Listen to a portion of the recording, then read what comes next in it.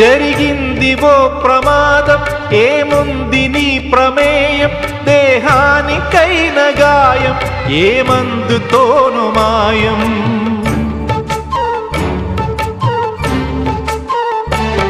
విలువైన నిండు ప్రాణం మిగిలుండటం ప్రధానం, అది నిలిచినంత కాలం సాగాలి నీ ప్రయాణం.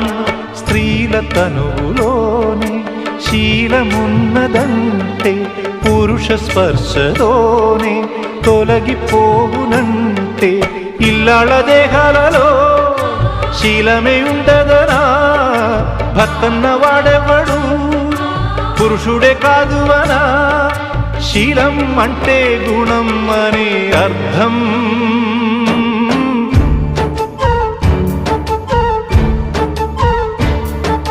నువ్వేమి చేశావు నేరం,